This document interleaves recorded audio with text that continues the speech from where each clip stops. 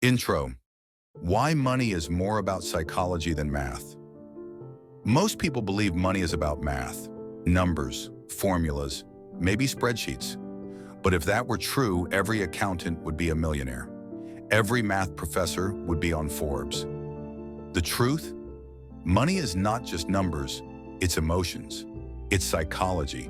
How you grew up, what you fear, what you dream of, what you envy. Those things determine your financial life far more than your calculator ever will. In this video, we're not crunching equations, we're going deeper. Into real-life stories, examples of success and failure, lessons people learn the hard way. And I'll show you how to reprogram the way you think about money, so you don't just earn it, you keep it, grow it, and live free because of it. Stick with me to the end, because one single mindset shift from what you're about to hear could change the way you handle money forever. Let's dive in. Chapter 1. No one's crazy about money. Let me ask you something. Have you ever looked at how someone spends money and thought, wow, that's insane? A person buys a $1,000 pair of sneakers and you think they're foolish. Another person saves every penny, never travels, and you think they're too stingy. But here's the truth. Nobody is crazy when it comes to money. Why? Because money decisions are shaped by experience, not logic. Take two men. One grew up in the Great Depression. He saw banks fail, families destroyed, businesses collapse. To him, every dollar is survival. He saves, he hoards, he fears risk. Now take someone who grew up in the 2000s, during the rise of crypto and tech stocks. To him, risk equals opportunity. He throws $10,000 into Bitcoin without blinking. Who's right? Both. Because their decisions make sense in the context of their own lives. Our personal experiences make up just 0.000000001% of all financial history, but to us it feels like 100% of reality. Here's the problem. We assume our way is the only rational way. That's dangerous, because it blinds us to other perspectives. Wealthy people? They're curious. They study why others think differently about money. They don't dismiss, they learn. If you want to grow rich, start asking, what shaped this person's money mindset? What can I take from it? Because in the end, nobody is crazy. Everyone is just telling the story of their life through money. Chapter 2. Luck and Risk. Let me tell you two stories. The first one is about Bill Gates. He was born into a well-off family in Seattle. But here's the wild part. Gates went to one of the only high schools in the world that had a computer in 1968. Imagine that. Out of millions of schools, his school had one. He had thousands of hours of practice before most people even touched a keyboard. That's luck. Now let me tell you about Kent Evans, Gates' best friend. Brilliant, driven, maybe even smarter. Kent wanted to change the world too. But before he could, he died in a mountain climbing accident as a teenager. That's risk. Two kids, same potential. One becomes the richest man in the world. The other is a name you've never heard. Here's the truth. Every financial outcome is a mix of luck and risk. The lesson? Don't take success as a proof of pure skill. Don't take failure as proof of stupidity. Life is more complicated. Respect both forces. The wealthy know how to leave space for luck and how to guard against risk. So ask yourself this. Am I living in a way that allows luck to find me, but protects me when risk shows up? Because here's the irony. The same coin that gave Gates luck could have flipped the other way, and that's why humility and caution are as valuable as ambition. Chapter 3. Never enough. Now here's one of the most dangerous money traps, not knowing what enough looks like. Let me give you a chilling story. Rajat Gupta. He rose from an orphanage in India to become the CEO of McKinsey, the most prestigious consulting firm in the world. He was worth over $100 million, respected, admired. But to him, it wasn't enough. He wanted to be a billionaire. So he got involved in insider trading, and in the blink of an eye, he lost everything. His money, his reputation, his freedom. Here's the lesson. If you never define what enough means for you, greed will eat you alive. Think of it this way. If you have $10 million and you risk it to chase $100 million, But lose everything, was it worth it? Of course not. But this is what people forget. Enough is a moving target. You get a raise, you want a nicer car. You get the car, you want a bigger house. You get the house, you want a yacht. It never ends. Wealthy people who stay wealthy, they understand when to stop. They know the difference between ambition and greed. So here's what I want you to do. Ask yourself, what's my number? When will I say I have enough? Write it down, because if you don't, you'll keep running until you collapse. Chapter 4. How compounding really works and why most people quit early. Albert Einstein once said, "Compound interest is the eighth wonder of the world." But the problem is, humans are not wired to understand compounding. Let me show you why. Imagine a piece of paper. If you fold it once, it's 2 layers thick. Fold it again, 4 layers. Fold it 50 times, and it would stretch to the sun. That's the insane power of compounding, but our brains can't visualize it. Now let's talk money. Warren Buffett is one of the richest men alive. Do you know what's wild? 99% of his wealth came after his 50th birthday. If Buffett had started investing at 30 instead of as a teenager, his net worth would be a fraction of what it is today. Why? Not because he's the best stock picker, but because he gave compounding time. Here's the mistake most people make. They quit too early. They expect big results fast, and when they don't see them, they give up. But compounding doesn't reward the impatient. It rewards those who start early and stay consistent. Here's the psychological trick. Instead of asking, "How fast can I double my money?" ask, "How long can I let this money work for me?" Because in the game of compounding, endurance beats genius every time. Chapter 5. Getting rich versus staying rich. Here's a truth most people don't realize. Getting rich and staying rich are two completely different skills. Getting rich requires risk, optimism, and courage. Staying rich requires humility, paranoia, and fear. Let me give you an example. Jesse Livermore was a legendary stock trader in the 1920s. He made the equivalent of billions during the Great Depression, when everyone else was going broke. But just a few years later, he lost it all. Why? Because the same risk-taking mindset that made him rich was the same one that destroyed him. Here's the psychology. To build wealth, you often need to take big bets. But once you have wealth, the game changes. Now your goal isn't doubling it, it's protecting it. Survival becomes the priority. Think of it like climbing a mountain. Going up requires ambition and strength. But most accidents don't happen going up. They happen coming down. Because people forget that survival is the real victory. So here's the lesson. Once you've built some wealth, shift your mindset from offense to defense. Because in the end, the richest people aren't the ones who got rich fastest. They're the ones who stayed in the game longest. Chapter 6. When tails make you a winner. Here's a strange truth. In investing and in life, most things don't matter. Almost everything is noise. But a few rare events, the tails, explain almost all success. Think about venture capitalists. They might invest in 50 startups. 45 will fail, 4 will do okay, but one, just one, could turn into Google, Amazon, or Tesla. That single tail event pays for all the losses and makes them rich. Same with your own financial life. Maybe you work normal jobs, save reasonably, invest steadily, but one big opportunity, a business idea, a stock you believed in, a career shift, can change everything. The key? Position yourself so you can survive the failures and still be around when the tail event comes. Don't chase every shiny thing. Don't expect every move to be a winner. Accept that most won't. But stay in the game long enough and your tail event will come. Because in money, like in poker, you don't need to win every hand. You just need to win the ones that matter. Chapter 7. The true meaning of freedom. Ask 100 people why they want to be rich, and most will say the same thing. Freedom, not yachts, not Lamborghinis, not private jets. At the core, what people really want is control over their time. Think about it. The richest currency in the world isn't the dollar, it's time.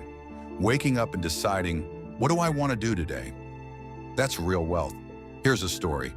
A man once worked 80-hour weeks to buy a big house, luxury cars, and expensive vacations. But he realized something strange. He never had the time to enjoy any of it. His life was ruled by his job. He wasn't rich. He was a prisoner with nice furniture. Meanwhile, another man earned half as much, lived in a smaller house, drove a simple car, but he had evenings free to play with his kids, weekends to rest, mornings to walk in peace. Who's wealthier? The second man, because he had freedom. Here's the lesson. Money is just a tool. Its greatest use isn't showing off. It's buying your independence. So when you think about wealth, don't just ask, how much can I make? Ask, how much control over my life can this give me? Because in the end, freedom is the ultimate dividend money can pay. Chapter 8, The Man in the Car Paradox. You see someone drive by in a Ferrari, and what's your first thought? Be honest. You don't think, wow, that person is amazing. Instead, you think, if I had that car, people would admire me. Here's the paradox. We think expensive possessions bring respect, but in reality, no one is admiring the driver. They're imagining themselves in the car. True respect doesn't come from what you own. It comes from who you are. There's a story of a man who rented a Lamborghini for a week just to flex on social media. He posted pictures, got likes, but guess what? Nobody respected him. They respected the car. The moment he returned it, the attention vanished. Here's the truth. The admiration you're chasing doesn't exist the way you think it does. People don't care about you nearly as much as you believe. They care about themselves. So instead of spending money to impress people who aren't even paying attention, focus on building real wealth and real respect. Because the guy in the car, he's not admired, he's invisible. Chapter 9, Wealth is What You Don't See. Picture this, a man wears a $20,000 Rolex, a $5,000 suit, and posts vacation pics from Dubai. You think he must be wealthy, but in reality, he might be broke. Why? Because wealth is invisible. You can't see the money in someone's bank account. You can't see their investments, their savings, their assets. The flashy purchases we often admire are usually the opposite of wealth. They're spending. Real wealth is the money not spent. It's the freedom stored quietly, silently, behind the scenes. Let me give you an example. Ronald Red was a janitor in Vermont, drove a used car, lived modestly, wore old clothes. When he died, he shocked the world by leaving behind $8 million in investments. Nobody knew. Why? Because he understood wealth isn't about showing off. It's about patience, savings, and time. So the next time you're tempted to buy something to look rich, remember, the richest people in the world don't need to prove it. They already know wealth speaks loudest when it's silent. Chapter 10, The Power of Saving Money. There's a lot of noise in the financial world. Which stock should you pick? Should you invest in crypto? Is real estate better? But here's a secret. The foundation of wealth isn't your investments. It's your savings rate. If you can't save, nothing else matters. If you can save, almost anything will work. Let me explain. A person earning $200,000 a year but spending $190,000 is barely building wealth. Another person earning $50,000 but saving $20,000 is building faster than the high earner. Because wealth isn't about income. It's about discipline. Saving money gives you options. It gives you the power to wait for opportunities. It gives you a cushion when life throws surprises. It buys you peace of mind. And here's the psychology trick. People think saving is about depriving yourself. It's not. It's about buying future freedom. Every dollar saved today is a brick in the foundation of your independence. So instead of asking, how can I earn more? Start by asking, how can I keep more? Because your savings rate is the real engine of wealth. Chapter 11, Reasonable versus Rational. Why smart people fail. Finance textbooks tell you to be rational, but humans aren't robots. We're emotional creatures. And sometimes being reasonable works better than being perfectly rational. Let me explain. Rational says the stock market always goes up over time, so you should hold through every crash. Reasonable says, I know myself. If I lose 50% of my money, I'll panic and sell. So I'll invest in a way that keeps me calm. Rational says, debt is bad. Reasonable says, if paying off my mortgage early helps me sleep better, then that's worth it. The lesson? You don't need the mathematically optimal plan. You need the plan you'll actually stick with. Because the best financial strategy isn't the one that looks smartest on paper. It's the one you can live with in real life. And if being reasonable keeps you in the game for decades, you'll beat the rational geniuses who quit halfway. Chapter 12. Surprise Lessons from History. Here's a harsh truth. The biggest financial events in history were never predicted. No one saw the 2008 housing crash coming at the scale it hit. No one predicted a global pandemic would shut down the world in 2020. No one forecasted exactly when tech giants like Google or Facebook would explode. Surprises shape the world, which means the most important skill in finance isn't predicting the future. It's preparing for what you can't predict. That's why you need margin of safety, cash reserves, flexibility. Not because you know what's coming, but because you don't. Imagine driving at night with your headlights only showing the next 100 feet. You don't need to see the whole road. You just need to be prepared for sudden turns. Same with money. Stop trying to guess the next crisis or the next boom. Instead, build a strategy resilient enough to survive the unknown. Because the only guarantee about the future, it will surprise you. Chapter 13. Why you need room for error. Think about building a bridge. Engineers don't design it to hold exactly the weight of the cars that pass over it. They build it to hold 2x, sometimes 3x the weight, just in case. That's called margin of safety. And in money, it's the difference between survival and disaster. Here's why. No matter how smart you are, things will go wrong. Investments will fall, jobs will be lost, emergencies will happen. And if you don't leave room for error, the game ends. Warren Buffett, one of the richest men alive, famously said, "I don't look for big risks. I look for decisions that will still make sense if everything goes wrong." That's the mindset you need. Don't plan for the best case. Plan for the worst case. Because financial success isn't about making the most money. It's about staying in the game long enough to let compounding work its magic. And you can't stay in the game if one bad break wipes you out. So build your bridge with more strength than you think you need. Your future self will thank you. Chapter 14. How you'll change in the future. Here's a truth we don't talk about enough. You won't want the same things 20 years from now as you do today. At 20, you want fast cars and fancy trips. At 40, you might want stability and time with your kids. At 60, health becomes your greatest treasure. But here's the danger. We make long-term financial decisions based on short-term desires. We assume the things that excite us today will excite us forever. A guy I knew once worked 80-hour weeks chasing promotions because he wanted to retire at 45. By the time he got there, he didn't care about retiring. What he wanted was time he had already lost. The psychology of money teaches us this. Build flexibility into your plans. Don't lock yourself into a lifestyle that assumes you'll never change, because you will change. And wealth, real wealth, is the ability to adapt when life changes with you. Chapter 15. Why nothing's free in life. Every reward in life carries a hidden price tag. The stock market, its price is volatility. Running a business, its price is sleepless nights and risk. Building wealth, its price is patience and sacrifice. The problem is, most people want the reward without the cost. They want high returns with no risk. They want freedom without discipline. They want wealth without waiting. But nothing is free. Everything has a price. The question isn't whether you'll pay. The question is whether the price is worth it for you. Let me give you an example.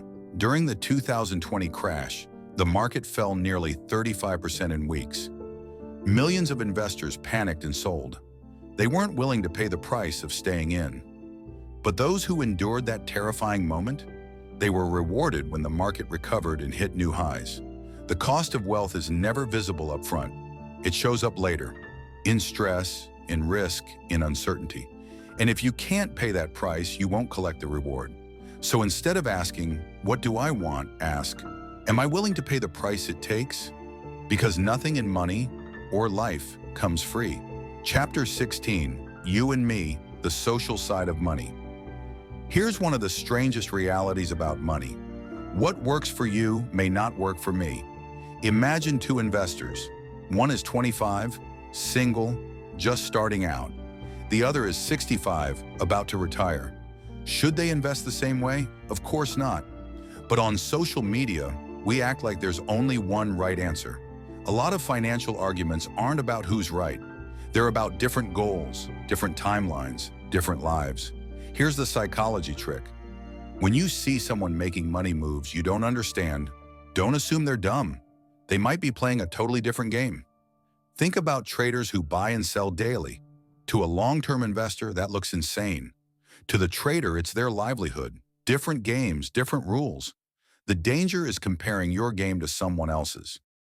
That's how envy creeps in. That's how you get pulled off your path. The only money game that matters, the one that fits your life, your goals, your timeline, forget the rest, because in the end, this isn't about you versus them. It's about you with yourself, choosing the game you can win. Chapter 17, The Seduction of Pessimism. Here's a funny thing about human psychology. Optimism sounds like sales talk. Pessimism sounds like wisdom. When someone says this stock will go up, we roll our eyes, but when someone warns, the market is about to crash, everyone leans in. Why? Because our brains are wired to fear loss more than we value gain. A 10% loss hurts more than a 10% gain feels good. That's why pessimists always sound smart. They play to our fear. But here's the truth. History shows that optimism wins in the long run. Yes, markets crash, economies stumble, wars and recessions happen. But step back and you'll see a clear upward trend over centuries. Being an optimist doesn't mean ignoring problems. It means believing that progress, slow, painful, uneven, is still the default. The danger is letting pessimism paralyze you. Because the person who says, don't invest, don't risk, don't try, may sound wise today. But 20 years from now, the optimist will be the one who built wealth while the pessimist stayed stuck. Remember, fear makes headlines. Growth makes fortunes. Chapter 18, Why We Believe Anything with Confidence. Here's a story. In the late 1990s, everyone believed tech stocks would make them rich. In the 2000s, people thought real estate could never fail. In 2021, millions believed crypto was a one-way ticket to wealth. When greed takes over, people will believe almost anything. This is called the seduction of stories. Humans don't invest in numbers. We invest in narratives. This stock will change the world. This coin is the future. Housing always goes up. The problem? Stories are powerful but temporary. Eventually, reality catches up. And when it does, fortunes vanish. The lesson isn't to avoid stories. It's to recognize when you're being swept away by one. Ask yourself, am I excited because the math makes sense or because the story feels good? Because wealth isn't built on believing everything. It's built on believing what endures. Chapter 19, Bringing It All Together. We've covered so many lessons, but let's stitch them together. Save more than you think. Respect luck and risk. Understand compounding. Remember, getting rich is easier than staying rich. Leave room for error. Don't compare your game to others. Know that nothing is free. Stay humble. Stay patient. The psychology of money isn't about spreadsheets or IQ. It's about behavior, about managing your emotions, your time horizon, your expectations. Because in the end, wealth is less about money and more about choices.